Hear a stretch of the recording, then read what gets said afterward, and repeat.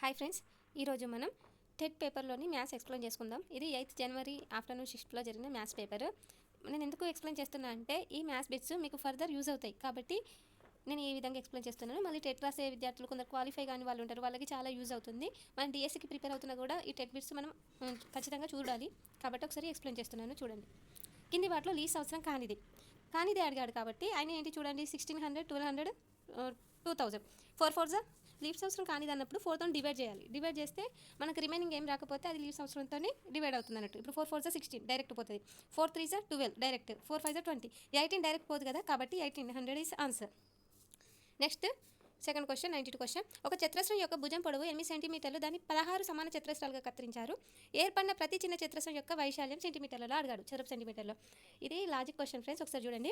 8 సెంటీమీటర్లు ఒక చతురస్రం 8 సెంటీమీటర్లు అన్నాడు. ఎగ్జాంపుల్ చేసుకుంటున్నా, 8 సెంటీమీటర్లు, 8 సెంటీమీటర్లు, 8 సెంటీమీటర్లు, 16 సమాన చతురస్రాలుగా కత్తిరించారు. దీన్ని 16 సమాన చతురస్రాలు కత్తిరించారట. ఎలాగో చూద్దాం. 16 కాబట్టి ఇటు 4, 1 2 3 4, 1 2 3 4, 16 వచ్చినాయి బాక్సెస్. 16 సమాన చతురస్రాలు కత్తిరించారు. ఏర్పడిన ప్రతి చిన్న చతురస్రం యొక్క వైశాల్యం, ఏర్పడిన ప్రతి ఇది అడిగారు, దీని యొక్క వైశాల్యం అడిగారు, ప్రతి చిన్న బాక్స్ యొక్క వైశాల్యం అడిగారు. ఈ బాక్స్ యొక్క వైశాల్యం కావాలంటే మనకి ఎట్లా, ఇది మొత్తం ఏమో 8 సెంటీమీటర్లు, మరి ఈ చిన్నది ఎంత అవుతుంది, 2 2 2 2 2 4 6 8, కాబట్టి ఇది 2 సెంటీమీటర్స్ అవుతుంది కదా. కాబట్టి దీని యొక్క వైశాల్యం కావాలి. చతురస్ర వైశాల్యం ఎంత, ఏ స్క్వేర్, కాబట్టి 2 స్క్వేర్, 2 స్క్వేర్ అంటే 4. ఈ విధంగా చేయాలి దీని ఆన్సర్. ఓకేనా. Next question. కింది వాటిలో ఏది సరికాదు. 2 అంకెల ప్రధాన సంఖ్యలు 21 మాత్రమే ఉన్నాయి. 2 అంకెల ప్రధాన సంఖ్యలు 21 మాత్రమే ఉన్నాయి. ఒక ప్రధాన సంఖ్యకు 2 కారణాంకాలు మాత్రమే ఉంటాయి. ఒక ప్రధాన సంఖ్యకు 2 కారణాంకాలు మాత్రమే ఉంటాయి. అవును. ఆన్సర్ ఇస్తుడు. అన్ని ప్రధాన సంఖ్యలు బేస్ సంఖ్యలే అని అడిగాడు. అనంతమైన ప్రధాన సంఖ్యలు ఉంటాయి, ఇది రైటే. ఒక ప్రధాన సంఖ్య 2 కారణాంకాలు మాత్రమే ఉంటాయి, ఇది రైటే. 2 అంకెల ప్రధాన సంఖ్యలు 21 మాత్రమే ఉంటాయి, ఇది రైటే. కానీ ఇక్కడ కరెక్ట్గా అంది ఏంటిది, ఇది ఎందుకు కరెక్ట్ కాదో మనం ఇప్పుడు తెలుసుకుందాం. అన్ని ప్రధాన సంఖ్యలు బేస్ సంఖ్యలే అన్నాడు. ఎందుకు, అన్ని ప్రధాన సంఖ్యలు బేస్ సంఖ్యలే, 2 తప్ప. 2 కూడా ప్రధాన సంఖ్యనే, కానీ 2 సరి ప్రధాన సంఖ్య ఒకటే ఉంటుంది సరి సంఖ్య ప్రధాన సంఖ్యలలో, అది 2. కానీ ఇక్కడ అన్నీ అన్నాడు కాబట్టి రాంగ్. 2 ప్రధాన సంఖ్యనే కాబట్టి ఇది రాంగ్. 2 తప్ప మిగతా అన్ని ప్రధాన సంఖ్యలే అంటే రైట్ అవుతుంది. కాబట్టి ఇది ఒకటే రాంగ్ కాబట్టి దీనికి టిక్ మార్క్. నెక్స్ట్ ఇంకో క్వశ్చన్. ఒక సంఖ్య యొక్క 150% విలువ 90 అయినా ఆ సంఖ్యలో 60% ఎంత అని అడిగారు. ఇదే విధంగా చేద్దామో చూద్దాం. 150% విలువ 90 అయితే 60% విలువ ఎంత, క్రాస్ మల్టిప్లికేషన్ చేస్తే చాలా ఈజీ ఇది. ఈ విధంగా చేస్తే ఎట్లా వస్తుందో చూద్దాం. 60 × 90, 60% × 90 / 150. Okay, 0 0 get cancel. 15 1 15, 4 next 9 4 36. Answer is 36. ఈ విధంగా క్రాస్ మల్టిప్లికేషన్ చేస్తే చాలా ఈజీ ఈ ప్రాబ్లం. Next problem. ఎవరికైనా అర్థం కాకపోతే నాకు కామెంట్లో చెప్పండి, అక్క ఇది అర్థం కాలేదంటే నేను మళ్ళీ చెప్తాను. ఇవి చాలా చాలా ఇంపార్టెంట్, మళ్ళీ బేసిక్ రూల్స్. మీరు డిఎస్సిలో ఖచ్చితంగా గెయిన్ కావాలంటే ఈ ప్రాబ్లమ్స్ తెలిసి ఉండాలి.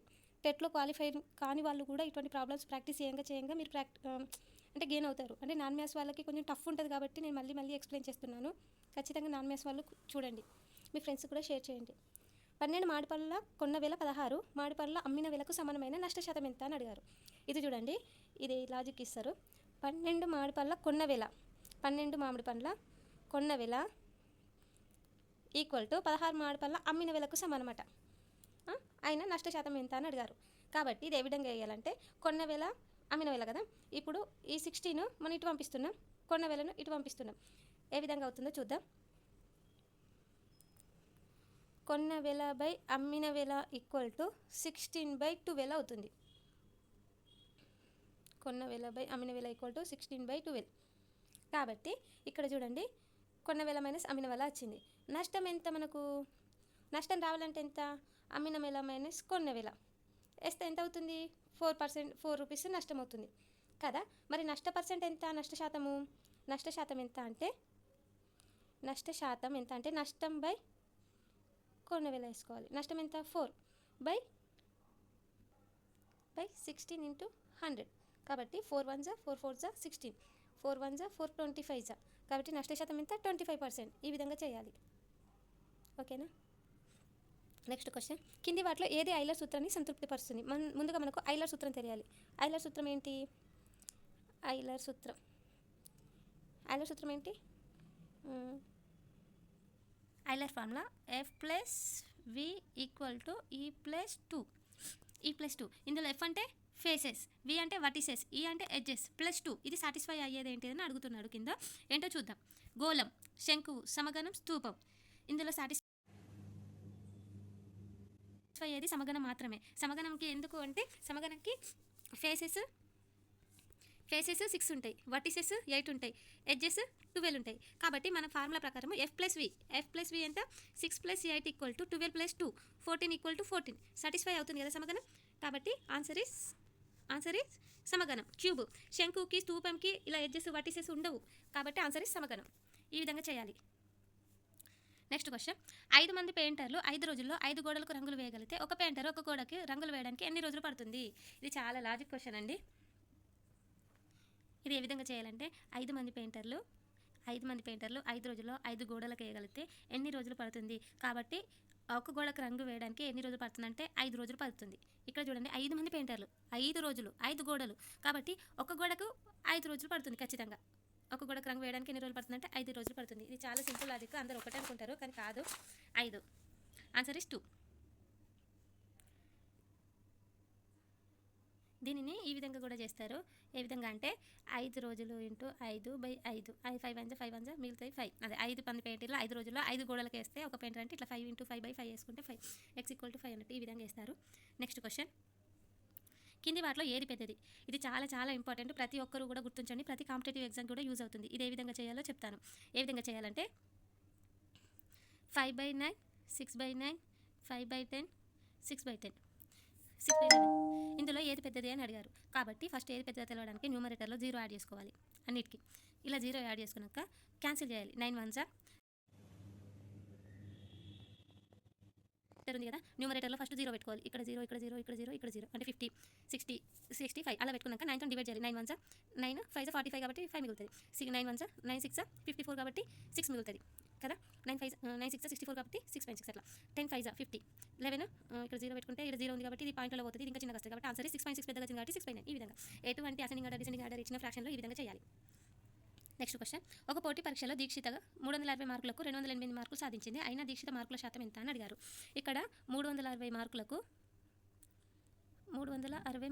288 మార్కులు సాధించింది. అయినా దీర్ఘ మార్క్స్ ముందు 360కి 288 సాధించింది కదా.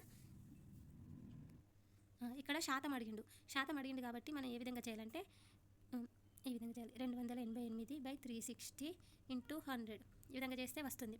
100 గెట్ క్యాన్సిల్.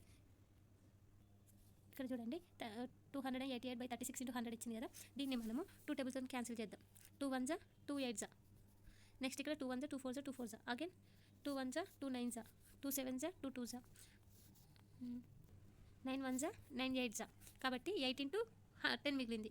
8 × 10 80 answer is 80%. ఈ విధంగా చేయాలి. మార్కులు బై మొత్తం ఎంత మార్కులు అనేది ఇంటూ 100 చేస్తే పర్సెంటేజ్ వచ్చేస్తుంది.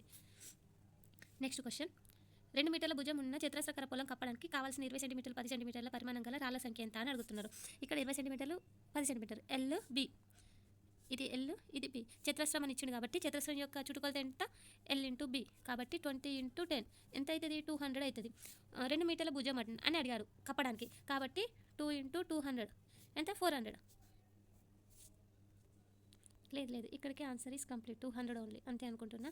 Next question, 675² - 325². ఇది ఏ విధంగా చేయాలంటే ముందు ఇది a² - b² రూపంలో ఉంది కాబట్టి a + b × a - b రూపంలో చేసుకోవాలి. a + b అంటే ఏంటి 675 + 325. a - b అంటే ఏంటి ఇక్కడ మైనస్ పెట్టుకోవాలి. ఈ విధంగా చేస్తే ఇక్కడ ఆన్సర్ చూడండి, ఒకసారి ప్లస్ ఒకసారి మైనస్ చేయాలి. ప్లస్ చేస్తేనేమో అయ్యో కట్ అవుతలేదు ఇక్కడ. ఓకే ప్లస్ చేస్తేనేమో ఆన్సర్ ఫస్ట్ 1000 వస్తుంది. అంటే 675 + 325 ప్లస్ చేస్తేనేమో 1000 and a + b × a - b కదా. ఇంటూ చేస్తేనేమో 675 - 325 మైనస్ చేస్తే 350. కాబట్టి ఇక్కడ ఎన్ని జీరోస్ ఉన్నాయి 1 2 3 జీరోస్ ఉన్నాయి కదా. నెక్స్ట్ ఇక్కడేమో ఇది 4 డిజిట్ నెంబర్ కదా కాబట్టి ఇది ఏమవుతుందంటే 35 × 10⁴ దీని ఆన్సర్ 1 2 3 4 జీరోస్ ఉన్నాయి కాబట్టి 35 × 10⁴ ఈ విధంగా రాసుకోవచ్చు మనం దీన్ని. ఓకే నెక్స్ట్ పి యొక్క విలువ అని అడిగిండు, సగటు అడిగారు. ఇది చాలా చాలా ఇంపార్టెంట్, ఒకసారి చూడండి. ఇక్కడ ఏం అడిగిండు, 5 plus 3 plus 0.5 plus P plus 4.5 plus 6.5 by 6 equal to 6 అడిగారు. సగటు ఈక్వల్ టు 6 బై 6 ఎందుకు వేసిన అంటే 1 2 3 4 5 6 కాబట్టి 6 వేసిన బై కిందికి ఈక్వల్ టు 6. ఇది వాల్యూ ఎంత అవుతుందో ఇప్పుడు చూద్దాం. ఇక్కడ వీటినన్నిటిని యాడ్ చేస్తే 12.3 ప్లస్ 3 వచ్చింది నాకు. ఒకసారి చూద్దాము.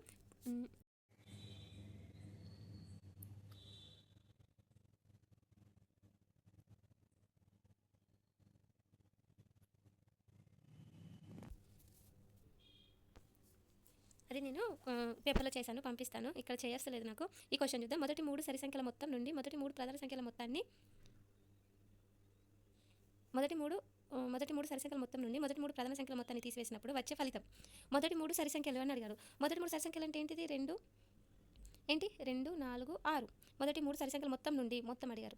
మొత్తం ఈక్వల్ టు 12.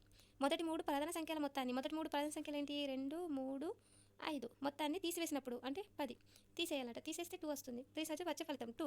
వీటి నుండి తీసేస్తే ఆన్సర్ ఇస్ 2. అంతే. 2 ఇస్ ఆన్సర్. వెరీ ఈజీ కదా. నెక్స్ట్, ప్రధాన సంఖ్య లేదా సంయుక్త సంఖ్య కాని సంఖ్య. ప్రధాన సంఖ్య కానీ సంయుక్త సంఖ్య కానీ కాని సంఖ్య అడిగాడు. ప్రధాన సంఖ్యలు 2 నుండి స్టార్ట్ అవుతాయి, సంయుక్త సంఖ్యలు 4 నుండి స్టార్ట్ అవుతాయి. కానీ ఇక్కడ లేనిది ఏంటిది, 1. ప్రధాన సంఖ్య అండ్ సంయుక్త 2 ప్రధాన సంఖ్యనే. ఇక్కడ 2 ప్రధాన సంఖ్య, 3 ప్రధాన సంఖ్య, 4 సంయుక్త సంఖ్య. కానిది ఏంటి, 1. ప్రధాన సంఖ్య అండ్ సంయుక్త సంఖ్య కానిది 1. నెక్స్ట్ ఇది వీడియో చాలా లెంతీ అవుతుంది. నెక్స్ట్ వీడియోలో ఎక్స్ప్లెయిన్ చేసుకుందామా మనం ఇవి. Okay friends, thank you.